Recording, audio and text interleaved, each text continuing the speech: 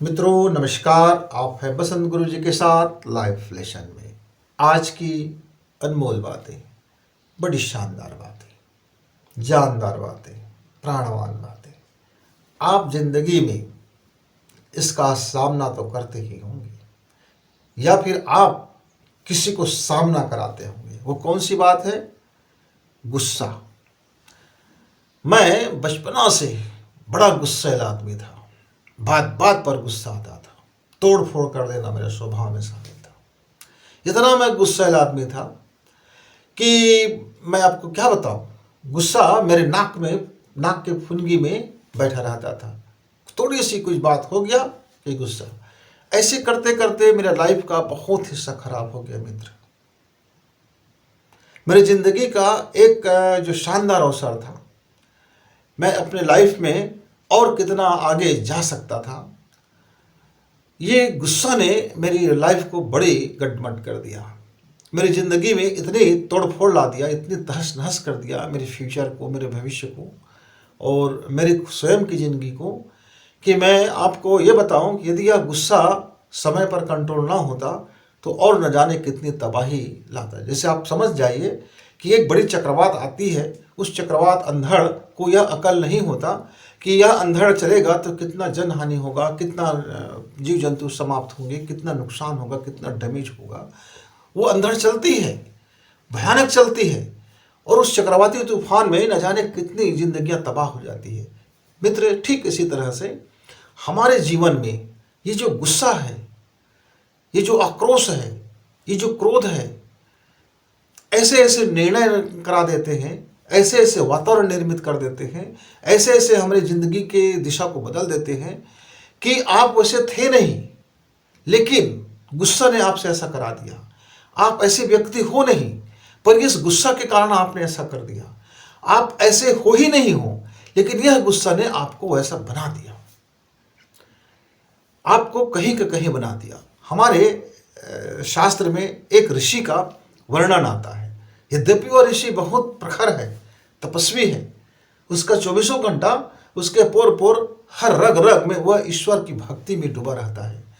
वह तपस्वी इतना है कि उसका कोई वाणी व्यर्थ जाता ही नहीं है, चाहे वो शांत भाव से बोले या क्रोध में बोले या आवेश में बोले, या नासमझी में बोले या समझ के बोले या विवेक सम्मत बोले, यानी किसी भी परिस्थिति में उसका बोला गया हर वाक्य सत्य साबित होता है। वह ऋषि कौन है? दुर्वासा। दुर्वासा ऋषि ऐसे भयानक भयानक बोल देते हैं कि लोगों के जीवन में तबाही आ जाता है। ऐसे उसको श्राप बोलते हैं। यदि आपने कोई गलत वाणी बोल दिया, और तो आपका जो वाणी है, ऊर्जा है, वो काम तो करेगा, क्योंकि एनर्जी का नियम है कि आपने बोला, आपने चाहा, वो आपको मिलेगा। आपने बोल दिया तो आपकी एनर्जी और पावर काम करेगी। लेकिन आपके द्वारा यदि अमानवीय कार्य है, यदि अहित का कार्य है, सभ्यता के विरुद्ध में है, नैतिकता के विरुद्ध में है, मानवता के विरुद्ध में है, या सामाजिकता के विरुद्ध में है, आचरण के विरुद्ध में है, नीति के विरुद्ध में है, यानी कि उस काम से आपका जन हानि हो, खुद का हानि हो, कई प्रकार के हानियां हो, तो हम उसे अवगुण ही कहेंगे, सद्गुण तो बोल ही नहीं सकते। तो दुर्वासा ऋषि किसी को कुछ भी कभी कभी बोल देते थे, उटपुटांग बोल देते थे। एक व्यक्ति के घर में एक व्यक्ति था, उसको उसके घर में अचानक ठहर गया। वह व्यक्ति निर्धन था, गरीब था और सद्गुणी था। वह ईश्वर का भक्ति ऐसे वह माला करके तो नहीं करते थे, कहीं बैठ करके वो तपस्या कर नहीं करते थे। वह व्यक्ति ईश्वर का भक्त था। ईश्वर का भक्त मतलब उसका जीवन सत्यपरक था। वह कभी लोगों को ऐसा अनर्गल बातें नहीं बोलते थे, असत्य वचन नहीं बोलते थे, असत्य काम नहीं बोलते थे, नीति परक ही जीवन जीते थे। काम करता था, अपना खेती में काम करता था, जो भी अन्न मिलता था उसके घर में आए हुए कोई भी व्यक्ति भूखा नहीं जाता था, वो भले ही भूख से मर जाए। कोई व्यक्ति को कभी ठंड से सिकुड़ नहीं, वह भले ही ठंड से सिकुड़ जाए, मतलब अपना सर्वस्व त्याग कर देता था अपने अतिथियों के लिए। यद्यपि वो आदमी गरीब था, धन से गरीब था, पर हृदय उसका बड़ा विशाल था। उसका सोचने का ढंग बड़ा पॉजिटिव था। उसका जीवन में कर्म करने का ढंग बड़े शानदार था। अचानक दुर्वासा ऋषि उसके घर में पहुंच गया मित्र, और वह उसके घर में जरा खाना कम था। वह अचानक दुर्वासा ऋषि पहुंचे थे, 10 सन्यासियों के साथ पहुंच गए थे। वह भोजन करने को बैठ गया, और क्या देखता है वह निर्धन व्यक्ति कि ऐसा एक मुनि आया है जिसके नाक पर गुस्सा रहता है और ये बात बात पे श्राप दे देता है। उन्होंने मुनि से आग्रह किया, ऋषिवर, यद्यपि मैं बहुत गरीब आदमी हूँ, धन का मेरे पास गरीबी है, लेकिन मैं अपने धन का आखिरी अन्न के हिस्सा तक मैं आपका सत्कार करूँगा, भोजन परसूँगा। मैं नहीं जानता कि उस भोजन से आपका पेट भरेगा कि नहीं भरेगा, लेकिन मेरी आतिथ्य स्वीकार कीजिए आप, और हम कोशिश करेंगे, दाम्पत्य दोनों, पति पत्नी और मित्र, वह अपने घर का पूरा भोजन पका के दिया, और वे जो 10 लोग थे उनका भोजन नहीं हो पाया, पेट भर नहीं भर पाया। अब अंत में क्या हुआ कि दुर्वासा क्रोध में अड़ गया कि नहीं, मैं यह पेट जब तक नहीं भर पाएगा, मैं तब तक मैं उठने वाला नहीं हूँ। अब वो दोनों दंपति बड़े बड़े इसमें फंस गए कि वो क्या करे, क्या ना करे, क्या करे, क्या ना करे। वह इसी वह में थे और आंख बंद करके वह प्रभु की स्मरण करने लगे कि हे प्रभु, मेरे घर से आया हुआ मेरा अतिथि भूखा जाएगा। मैं अपने जीवन में भला मैं क्या मुंह लेकर के मैं जिंदगी जी पाऊंगा, कि मेरा घर का अतिथि भूखा जा रहा है। प्रभु, मैं क्या करूं?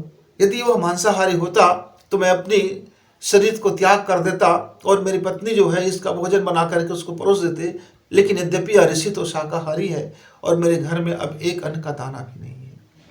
वह स्मरण कर ही रहा था, तभी उसको बाहर से एक आदमी आवाज दिया, एक लकड़हारा आवाज दिया, बोले कि भैया घर में कोई है क्या?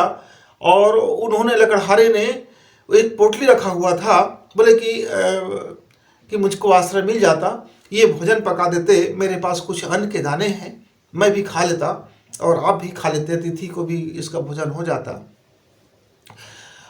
वह दाम्पत्य समझ गया कि ईश्वर ने मेरी मदद भेज दिया, भगवान को शुक्रिया कहा मित्र, और उसने अन्न का भोजन पकाया। वह भोजन खत्म होने का नाम ही नहीं ले रहा था। दुर्वासा ऋषि खाते खाते खाते खाते अपने, अब वह तपस्या के बल पे खाने लगा, वह अपने आध्यात्मिक शक्ति के बल पे भोजन को खाने लगा। वह इतना खाने लगा कि उसको लगा कि यह व्यक्ति मेरा भोजन की पूर्ति कैसे कर पाएगा। फिर अचानक उसके पेट में दर्द शुरू हुआ। मित्र, दुर्वासा ऋषि के पेट में दर्द शुरू हो गया। वह भागता गया और वो दर्द से बेचैन होता गया। वह पृथ्वी के चक्कर लगाते गए, दर्द से परेशान था। अंत में वह दुर्वासा ऋषि को ख्याल आया कि मेरी दुर्भावना से मैं चाहता था कि अतिथि का भोजन कम पड़ जाए और मैं उसको श्राप दे दूं, या मेरी दुर्भावना मेरा पेट का दर्द बन गया। और वह प्रभु के शरण में गया, वह उस दाम्पत्य के शरण में गया, उनसे कहा कि हे किसान, मुझको माफ़ कर दो, मेरी नियत बुरी था, मैं गुस्सा में था, मैं आवेश में था, मैं क्रोध में था, मैं नहीं समझ पाया था कि मुझको ये करना मेरे लिए गलत है। और उस ऋषि को एक श्राप लग गया कि आपका गुस्सा सदैव नाक पे रहेंगे और लोग आपको श्रापित ऋषि के नाम से जाना जाएगा। आपका हर सत्कर्म भी आपका बुरा कर्म साबित होने में आपका हो जाएगा। वह किसान ने फिर उसको श्राप से मुक्त किया और कहा कि हे ऋषिवर, गुस्सा किसी के कारण से आता है तो ये आपकी कमजोरी है। गुस्सा कि कोई दूसरे कारण से आए तो फिर ये आप निर्बल हो, आप कमज़ोर हो। अपनी इस कमज़ोरी को दूर करें। मित्रों, मैं इस कहानी को पढ़ रहा था, मुझे समझ में आया कि मैं कितना निर्बल हूँ, मेरा शारीरिक शक्ति कितना कमज़ोर है, मेरी मानसिक शक्ति कितनी कमज़ोर है, मेरी आध्यात्मिक शक्ति कितनी कमज़ोर है, मेरी कर्म की शक्ति कितनी कमज़ोर है। मैं कितना निर्बल व्यक्ति हूँ कि मैं छोटी छोटी बातों पर मैं गुस्सा कर लेता हूँ। मित्रों, मैं मेरे जीवन का 40 साल 45 साल इस गुस्से में बड़ा बिगाड़ हुआ। कहीं आपका भी एक गुस्सा आपको तो नहीं खा रहा है? जरा देखिए, तनिक देख लीजिए, परीक्षण कर लीजिए।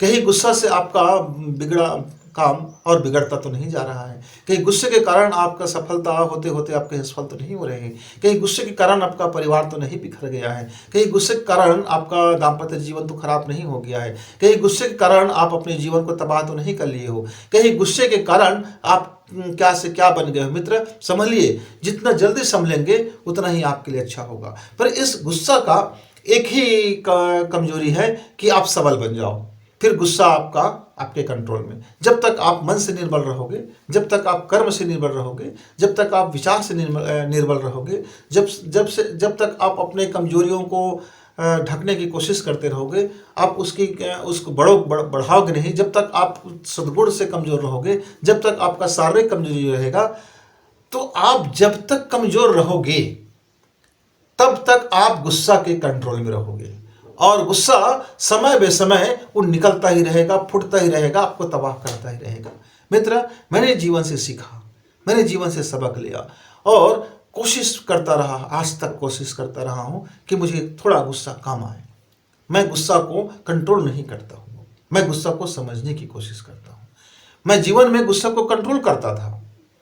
मैं 12 वर्ष का था तब से मैं गुस्सा को कंट्रोल करने में लगा था, लेकिन मैं जब जब गुस्सा को कंट्रोल करता, मेरा गुस्सा और फट पड़ता, और ज़्यादा विकार रूप में आता, और ज़्यादा परमाणु विस्फोट बन जाता। तो जीवन में गुस्सा ने मेरी बड़ी तबाही लाई है। मैंने कंट्रोल किया, इसका परिणाम था कि और फट गया, उसका दुष्परिणाम सामने आया, और मुझको लगता था कि फलाना ने मुझे गुस्सा दिलाया है। यद्यपि वह गुस्सा उसने नहीं दिलाया है, उसने तो सिर्फ अपना काम किया है। गुस्सा तो मेरी कमजोरी के कारण मुझे आ गया है, मेरी अपनी नासमझी के कारण आ गया है, मेरी अपनी अविवेकता के कारण आ गया है। मैं इस बात को समझने में मित्र मुझको 45 साल लग गया। 45 वर्ष में मैंने इस बात को समझना शुरू किया। पूरी तरह से समझ नहीं पाया, समझने की कोशिश किया, और छोटी छोटी इतनी कमजोरियां। अब मान लीजिए आपका जो विचार है इस गुब्बारे की तरह होगा। अब इस गुब्बारे में कहीं छेद है, पता नहीं चल रहा है, अब ये गुब्बारा फूल नहीं रहा है। अब जैसे ही आप उसकी छिद्र को बंद करेंगे, फिर ये गुब्बारा शक्तिशाली होगा, और इस तरह से आप उसको नियंत्रण करेंगे तो फट जाएगा। गुस्से को नियंत्रण करने से इस गुब्बारे की तरह से फट जाता है। अब आप कहेंगे इस गुब्बारा को हवा ने फोड़ दिया। मित्र, हवा तो सिर्फ अपना काम कर रहे थे, उसको फुला रहे थे।